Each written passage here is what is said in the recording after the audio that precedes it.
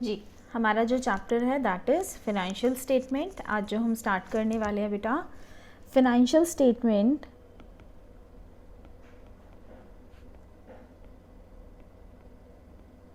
सबसे पहला क्या होती हैं बेटा फिनेंशियल स्टेटमेंट। फिनेंशियल स्टेटमेंट्स हमारा एक तरीके से रिजल्ट है अभी तक की सारी ट्रांजैक्शन का। आपने अकाउंटिंग के अंदर पढ़ा था कि अकाउंटिंग के अंदर हम क्या करते हैं बेटा, रिकॉर्डिंग जो आपने जर्नल के अंदर करी, क्लासिफाइंग जो आपने कहाँ पर करी थी, लेजर के अंदर करी थी, फिर उसके बाद हम समराइजिंग करते हैं। ठीक है, तो ये जो समराइजिंग है ये बेसिकली क्या है बेटा, ट्रायल बैलेंस और फिनेंशियल स्टेटमेंट बनाने का। ठीक है, यहाँ तक हमारे जितने भी बिजनेस की ट्रांजैक्शन है उनसे एक रिज़ल्ट निकल कर आता है। और वो रिज़ल्ट कैसे निकल कर आता है बेटा, ट्रेडिंग अकाउंट से। Now what is trading account बाद में देखेंगे। ट्रेडिंग अकाउंट से निकल कर आता है gross profit, profit and loss account से निकल कर आता है नेट प्रॉफिट, और बेटा एक फिनेंशियल स्टेटमेंट के अंदर बैलेंस शीट बनती है जिससे निकल कर आते हैं हमारे एसेट्स और लायबिलिटीज़। तो इट मीन्स क्या होता है कि जितनी भी हमारी बिजनेस ट्रांजैक्शन है वो हम इन फिनेंशियल स्टेटमेंट को रेडी करने के लिए बनाते हैं, ताकि हमें पता चले कि हमारी एंड ऑफ अकाउंटिंग ईयर पर हमारी पोजीशन क्या है, what is my profitability, what are my assets, what are my liability. ठीक है, तो बेसिकली फिनेंशियल स्टेटमेंट के अंदर बेटा we have 3 types of statement. One is trading account, trading account, right. Second is P&L account, ठीक है, second is P&L account, right. और third is balance sheet, balance sheet account नहीं है। ठीक है, अब बात आती है कि दीदी ट्रेडिंग अकाउंट है तो इसका नेचर क्या है। तो बेटा trading account is a nominal account. ठीक, P&L अकाउंट, P&L अकाउंट यानी profit and loss account is also a nominal account. और बैलेंस शीट तो हमारी एक स्टेटमेंट है, वो कोई अकाउंट नहीं है जिसमें एसेट और लायबिलिटी रिकॉर्ड होती हैं। ठीक है, सेकेंड चीज़ बेटा मैंने अभी जो आपको बताई, आई एम रिपीटिंग दैट, कि ट्रेडिंग अकाउंट से क्या निकलता है, ग्रॉस प्रॉफिट, P&L अकाउंट से क्या निकलता है, नेट प्रॉफिट, और बैलेंस शीट से क्या निकलता है बेटा, एसेट्स एंड लायबिलिटी।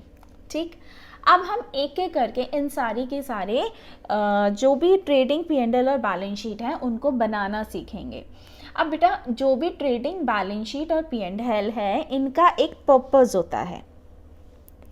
पर्पस क्या होता है बेटा, अगर आप पर्पस समझ जाएंगे तो आपको ये तीनों के ट्रांजैक्शंस को यानी इनकी रिकॉर्डिंग जो भी हम कैसे इसको बनाते हैं, प्रिपरेशन को लर्न नहीं करना पड़ेगा, आप उसको वैसे ही अपने आप बनाते चले जाएंगे।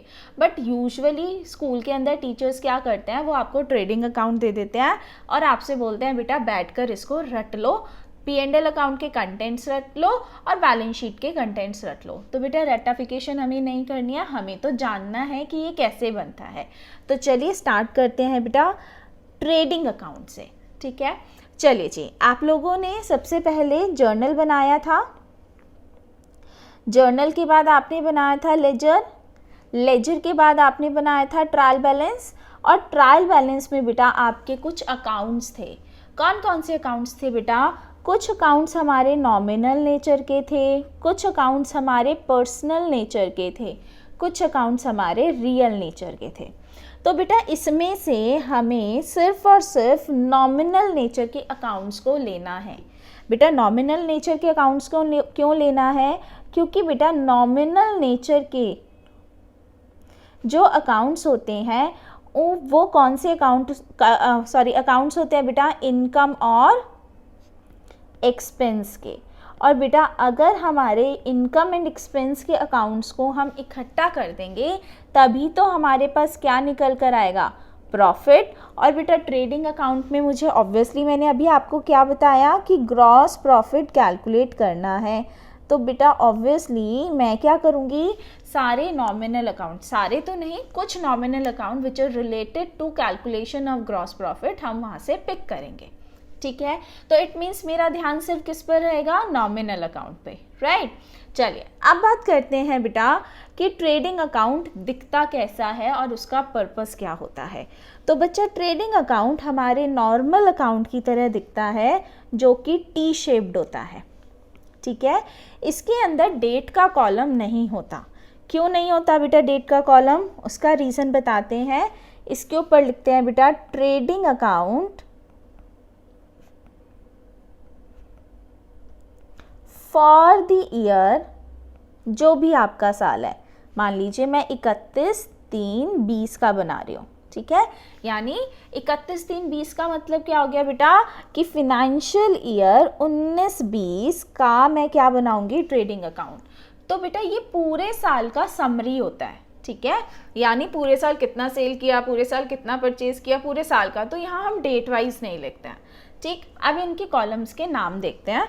तो सबसे पहला कॉलम क्या आता है बेटा, वन इज पर्टिकुलर्स, और सेकंड क्या आता है बेटा, अमाउंट। सेम पर्टिकुलर्स और अमाउंट, राइट। तो ये हमारे 4 कॉलम्स होते हैं, ठीक है।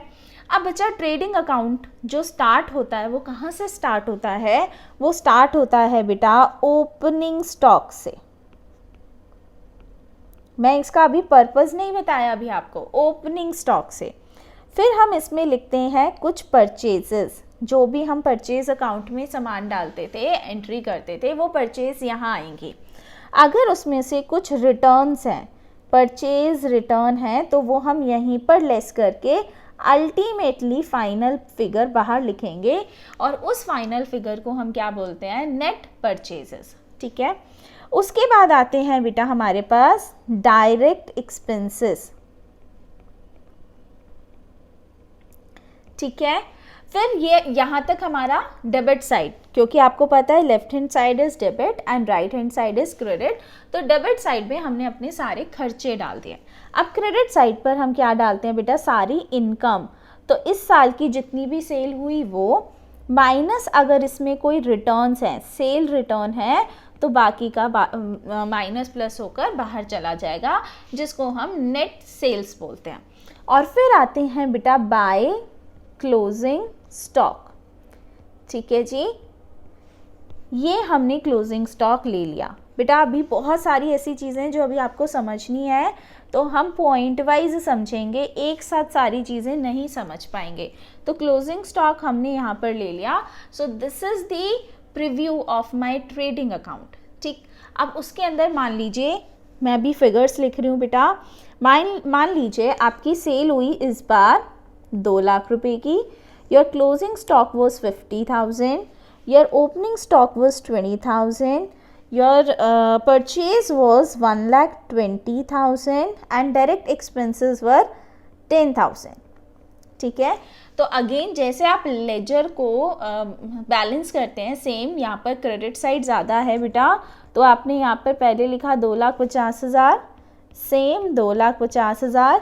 अब क्या करेंगे बेटा, बैलेंस निकालेंगे, और उस बैलेंस का नाम क्या रखेंगे बेटा, ग्रॉस प्रॉफिट, ठीक है। तो माइनस करते ऊपर 2.5 लाख में से ये 1,50,000 माइनस हो गए, तो 1 लाख इज योर प्रॉफिट। 1,50,000 कैसे आया बेटा, 20,000 प्लस 1,20,000 1,40,000 प्लस 10,000 माइनस कर दिया 2,50,000 से, तो 1 लाख इज योर प्रॉफिट। और ये कौन सा प्रॉफिट है, ये कौन सा प्रॉफिट है बेटा, दैट इज ग्रॉस प्रॉफिट। अब बात आती है बेटा, ये आपके 5 एक तरीके से 6 कंटेंट्स हैं जो हमारे ट्रेडिंग अकाउंट में जाते हैं। अभी मैंने किसी भी कंटेंट के बारे में आपको डीपली समझाया नहीं है, जस्ट एक बार देखकर बता दीजिए कि आपको थोड़ा बहुत समझ आया। Are you familiar with this or not? That you need to attempt. Let's check the answer.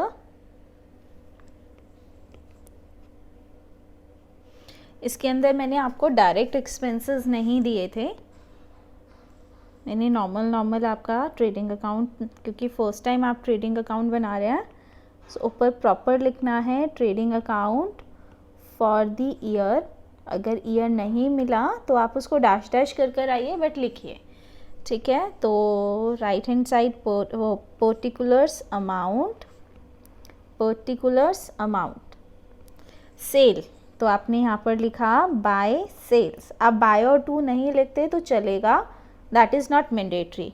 Purchase, to purchase 3,20,000, right. चलिए उसके बाद कहता है ओपनिंग स्टॉक, तो आपको पता है ओपनिंग स्टॉक हमें डेबिट में लिखना है 50,000। Closing stock, by closing stock, ठीक है जी, कितना है 80,000।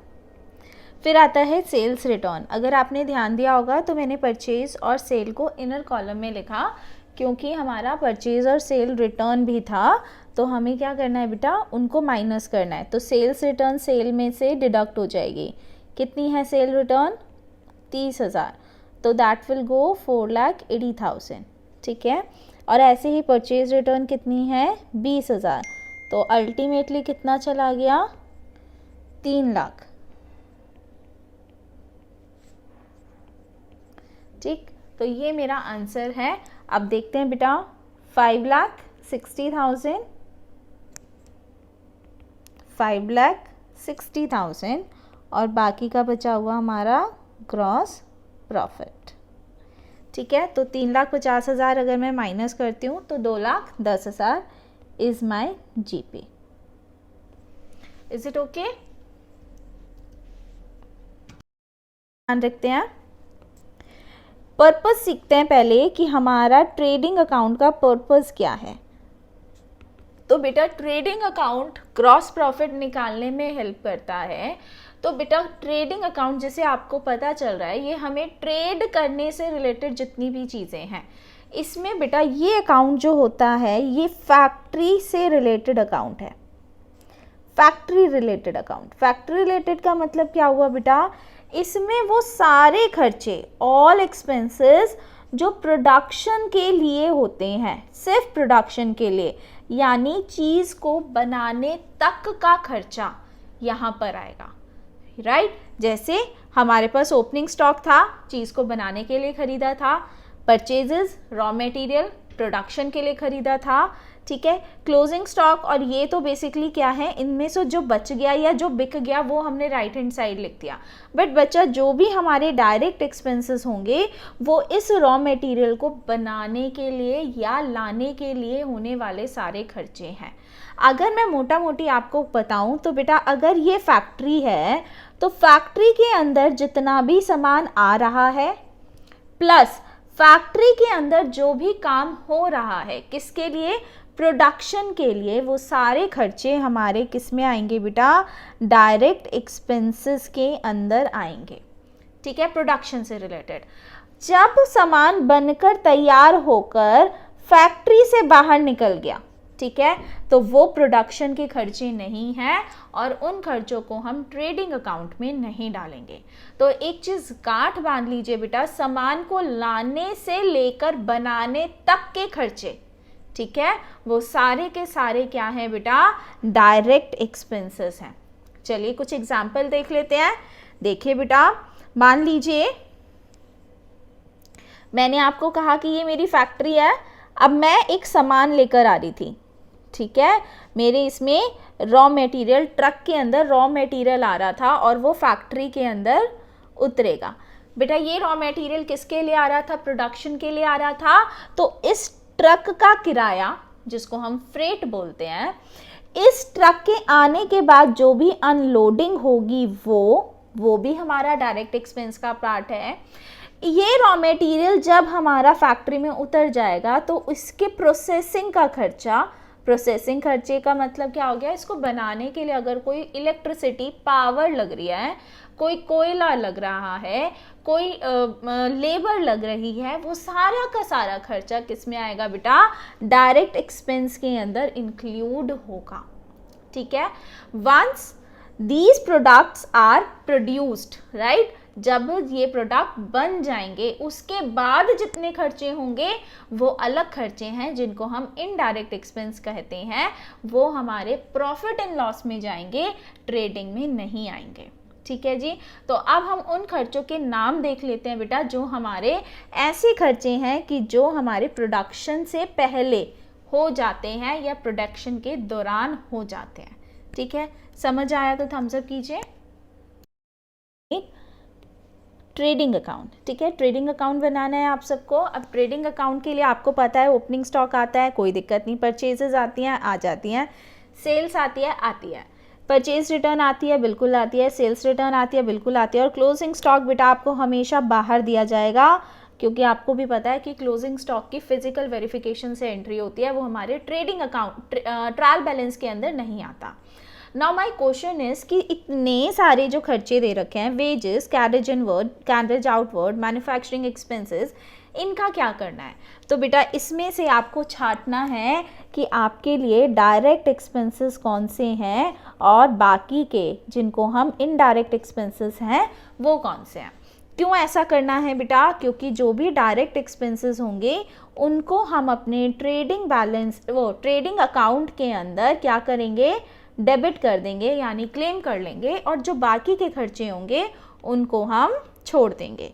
तो अब क्वेश्चन आता है कि दीदी डायरेक्ट एक्सपेंसेस कौन से होते हैं? तो अगेन बेटा मैंने आपको कहा कि सामान को फैक्ट्री तक लाने और फैक्ट्री में उसकी प्रोडक्शन करने तक के खर्चे सारे के सारे हमारे डायरेक्ट एक्सपेंसेस होते हैं।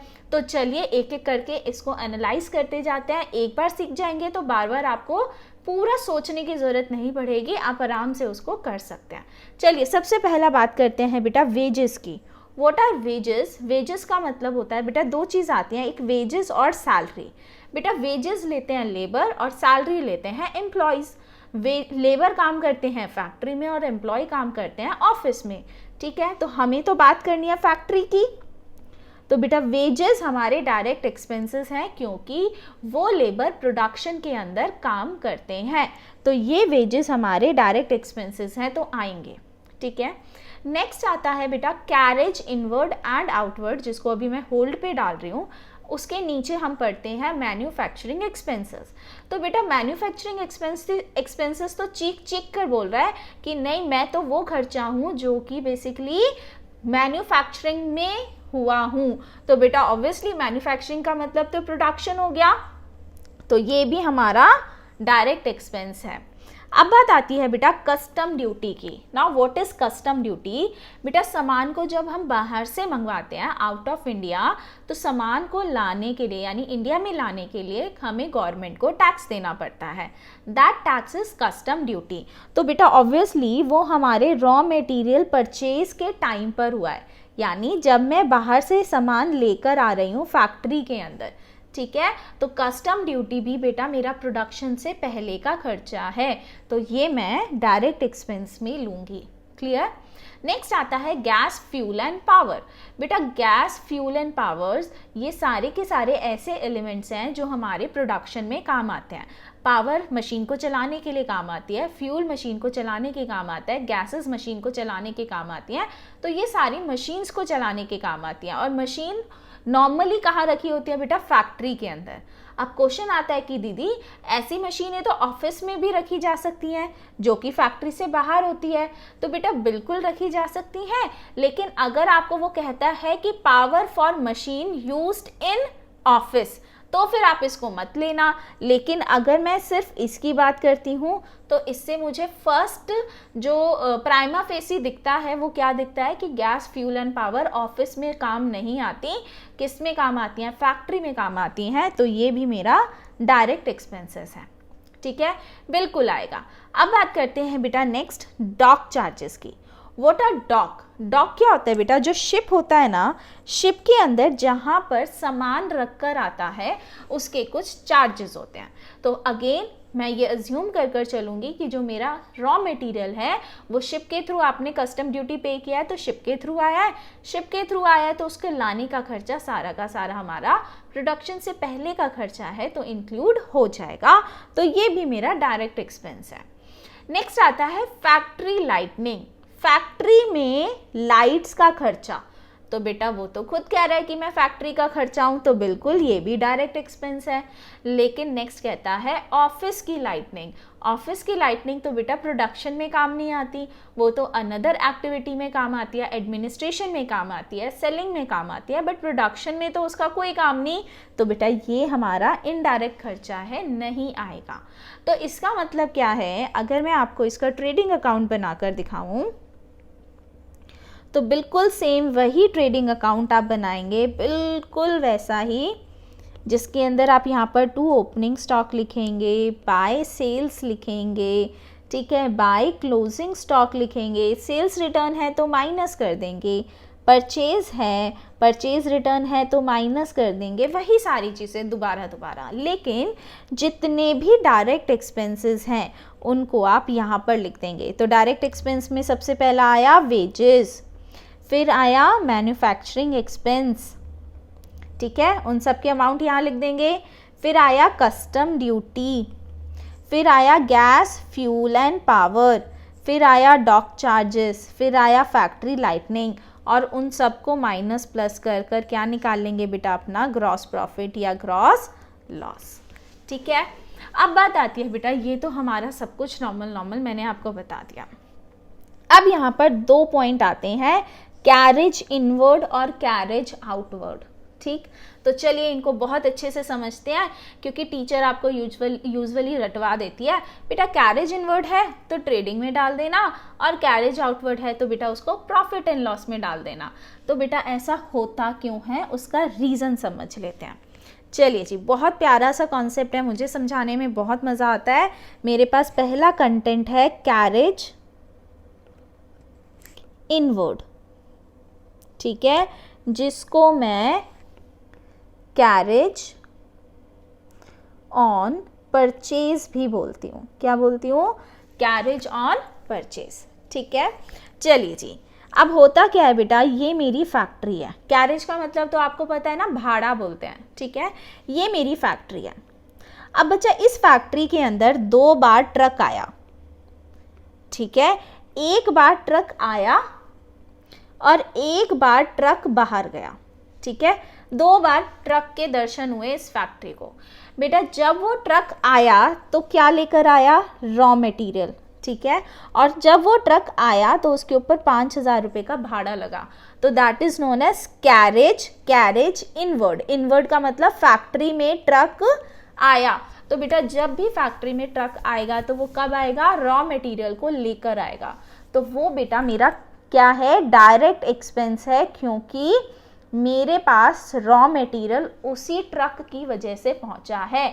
अभी सामान तैयार नहीं हुआ, सामान आया है, तैयार करूंगी फिर बेचूंगी, तो प्रोडक्शन से पहले का खर्चा, तो कैरेज इनवर्ड या carriage on purchases, raw material purchase, that is carriage inward, और carriage inward is my direct expense, क्योंकि प्रोडक्शन से पहले का खर्चा है, ठीक है। ये तो हो गया क्लियर। लेकिन बेटा इसी के साथ आता है कैरेज आउटवर्ड, राइट, और इसको हम कैरेज ऑन सेल भी बोलते हैं। अब होगा क्या बेटा, जब मैं पूरी अपनी प्रोडक्शन कर लूँगी, सामान बन जाएगा, बनकर तैयार हो जाएगा, तो बेटा वो सामान फैक्ट्री में तो बिकेगा नहीं, फैक्ट्री से कहीं बाहर जाएगा, चाहे वेयर हाउस में जाए, चाहे गोडाउन में चाहे आउटलेट में जाए, चाहे कस्टमर के डायरेक्ट घर में जाए। लेकिन जब मेरा सामान बन जाएगा, प्रोडक्शन पूरी हो जाएगी, तभी तो ये ट्रक हमारे यहाँ पर आएगा और सामान को लेकर जाएगा। तो एक बात बताइए, अगर इस ट्रक का 6,000 रुपये का किराया है, तो क्या इस ट्रक ने प्रोडक्शन में हेल्प किया? नहीं बेटा, प्रोडक्शन तो मैं ऑलरेडी यहाँ तक कंप्लीट कर चुकी हूँ, ठीक है। तो जब ये मुझे प्रोडक्शन में हेल्प नहीं कर रहा, तो क्या ये मेरे फैक्ट्री का खर्चा है? नहीं बेटा, ये मेरे ऑफिस का खर्चा है, उसको बेचने का खर्चा है, डिस्ट्रीब्यूशन का खर्चा है, लेकिन प्रोडक्शन का खर्चा नहीं है। तो बेटा ये वाला जो भाड़ा है, कौन सा भाड़ा, जो सामान बनने के बाद उसको लेकर जाएगा, जिसको मैं कैरेज आउटवर्ड बोलती हूँ, ये मेरा इनडायरेक्ट खर्चा है, ये मेरी प्रोडक्शन से रिलेट नहीं करता। इसीलिए टीचर आपको एक बार बोल देती है, बेटा कैरेज इनवर्ड तो आपका डायरेक्ट खर्चा है और कैरेज आउटवर्ड आपका इनडायरेक्ट खर्चा है। जल्दी से डाउट्स बताइए अपने।